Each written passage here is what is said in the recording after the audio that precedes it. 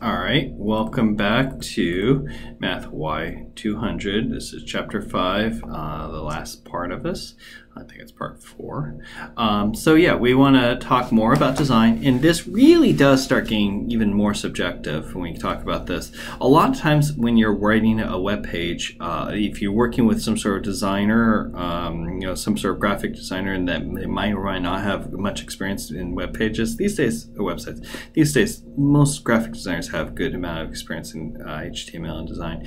But regardless, if you're doing it, they a lot of times will hand you something similar to this, a sketch it even on paper, often on paper, that looks like this, and you'll have to convert it into HTML. But keep in mind, there's basic structures to a website, and you'll have a header, you'll have maybe your logo up in the header, you'll have your navigation typically either on the side or on the top, you'll have your main body, you'll have some maybe in columns, maybe in, who knows how you want to do that, maybe a footer down here with potential navigation. You might have all of this in an area that's shrunk down, so it's not the full width, but it's highlighted and emphasized outside of the full width of the page.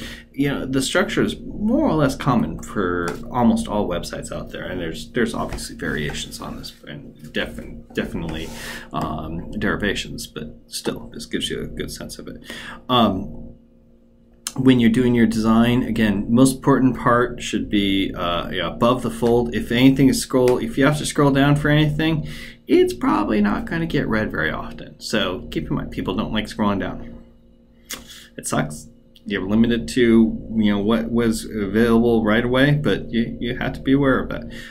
Use an interesting layout. This is kind of boring, but it works. Okay, something might be a little bit better would be, okay, well, let's start putting things in columns, have a header. See, that looks a little bit better than this with the header and blah blah and just subheadings. Break these things down. Okay, put them in columns, heading 1, blah blah blah. It's already starting to be a little bit more readable. You don't have to scroll down as much, if at all. You get a little bit more interesting, and you don't lose any content. In fact, you gain a little bit by having an image that catches the eye. This might be even better. Again, this is very subjective. It all depends on what you're trying to accomplish, and a good designer will keep all these factors in mind.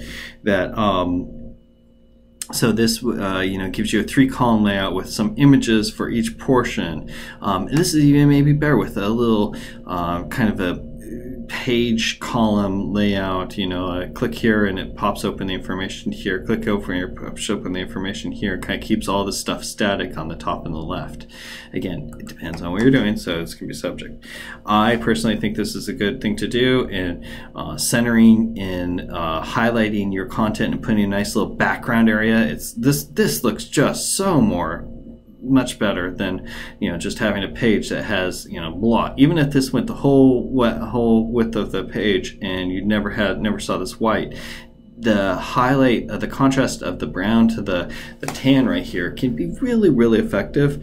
And it's not hard to do this. You're learning this. You started doing this in chapter 3, really, maybe even chapter 2 with a div around the body, and then we just put a wrapper on that, and we're good to go. It's not hard. It's pretty.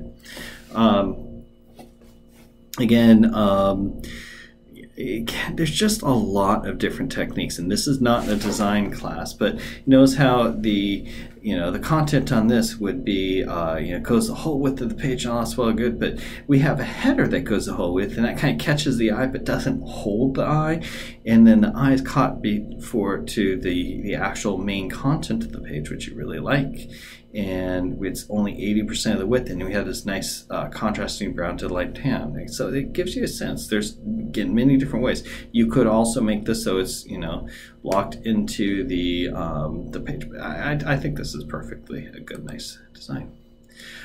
We will talk a lot about this, I do believe, in the next chapter, mobile web.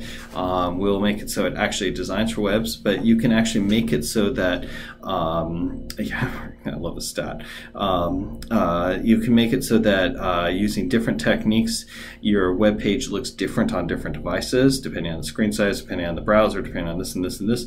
We'll talk about one of the most commonly accepted technique in mobile web in the next chapter, and it's really cool. But yeah, we're we're way past this. More users will access websites using their mobile devices than desktop computers, and yeah, we are well past that. I do believe there are still many people. I don't know if that most people will access, but we're definitely here where mobile devices are a huge factor in web page design. Cannot be discounted. And so we have pretty much a whole chapter, next chapter. And we'll talk about this when we get into doing our mobile, the designing pages for this, or putting together the technical aspect of putting together. But with respect to design, keep in mind that a mobile device has, as you well know, I'm sure, small screen sizes, potential bandwidth issues. That is not insignificant. Having a multi-column layout can be really frustrating and distracting. You've gone to pages, like for instance, Amazon has 2 versions of their page. It'll let you go to the desktop site, and then they'll have a mobile site. And the mobile site has less content, and it's kind of frustrating sometimes. So a lot of times I'll go to the desktop site, but the mobile setup has more or less a single column layout, and it's nice. It works really well on your on most mobile devices, most mobile web browsers. Again, contrast is a bigger thing because a lot of times you'll have devices outside and it's hard to read. If I've gone to web pages, I'm like, God, this is just really annoying. I really wish they had this set up so it was more readable across the board. You want to probably optimize your images a little bit further, scale them down, make them smaller because, well, they're small screens and they don't need to be big images. So you could have multiple versions even and just display them optimized versions. Always have descriptive text. We've talked about this, but it's always important. And don't have spelling errors. Again, we sometimes limit the content on mobile apps, and we'll talk about how to do that. It's kind of cool. You can actually change it around. And always do this. Provide a link to go to the full or the desktop site, please. It's really annoying to not be able to see. If you're limiting the content, allow them to see the content that they're missing, because a lot of times they know the difference. The user knows the difference, and it's frustrating. Sometimes it's an acceptable frustration, but if you can't get back to it, that is what's really frustrating.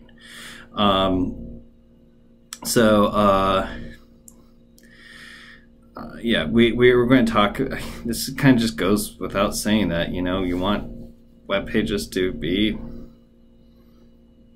good, well designed, basically. Flexible layouts. I'm not going to really spend time on this.